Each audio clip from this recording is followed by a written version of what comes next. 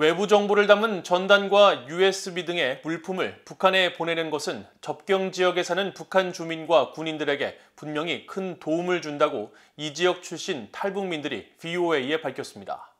한국을 방문 중인 유엔 북한인권특별보고관이 전단 효과에 의문을 제기한 데 대한 반응인데, 탈북민들은 다만 정치적으로 민감한 내용은 역효과를 초래할 수 있어 자제가 필요하다고 지적했습니다. 김영권 기자가 보도합니다. 한국을 방문 중인 토마스 오에아 퀸타나 유엔 북한인권 특별보고관은 지난 19일 남북 접경 지역인 철원에서 지역 주민들을 만나 대북 전단에 관한 의견을 들었습니다. 한국 언론들은 퀸타나 보고관이 이 자리에서 북한 주민들의 표현의 자유, 정보의 자유가 전혀 존중받지 못하는 건 심각한 문제라고 지적하면서도 북한 주민들이 전단을 통해 외부 정보를 접하는 데 도움이 되는지는 모르겠다고 말했다고 전했습니다. 하지만 접경 지역에서 살다가 한국으로 망명한 탈북민 다수의 생각은 달랐습니다. 지난 2011년 자신 등 일가족 9명과 탈북 후 한국에서 사업을 하면서 유튜브 채널 김영철 컴프레셔를 운영하고 있는 해주 출신의 김영철 씨는 21일 VOA에 자신은 대북 전단과 물품으로 큰 도움을 받았다면서 남북한 격차가 너무 커 남한 사회와 역사를 알기 쉽게 전해주는 외부 정보가 향후 북한의 개방 후유증을 줄이고 통일 비용을 낮추는 데 큰 도움이 될 것이라고 밝혔습니다. 그게 대단하거든요. 그 역량이. 이게 무시 못하는 거예요, 이게.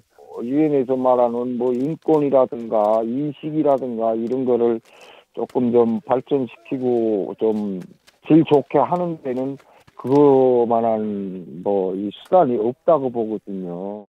이 문화적으로 이거를 하면은 이게 어떤 면에서는 뭐 우리 정부가 바라는 평화라든가 통일이라든가 이런 면에서는 부작용을 제일 최소화할 수 있는 수단이라고 저는 생각을 하고 있거든요. 평양에서 성장한 뒤 군대를 거쳐 황해남도 배천군에서 살다가 2014년 서해를 통해 망명한 탈북 청년 한설송 씨도 VOA에 대북 전단이 남북한을 이해하는 데 많은 도움이 됐다고 말했습니다. 북한이라는 나라가 만들어질 때부터 어떤 사기국으로 만들어졌는지를 이렇게 설명하는 내용을 한번 봤었는데, 제가 진짜 맹신하고 따라오고 충성을 했던 그 정권에 대한 그게 까발켜진다고 생각을 하니까 제 자체로도 막 치욕스럽고 거기서 꽤 많은 영향을 받았던 것 같습니다. 탈북하기 위한.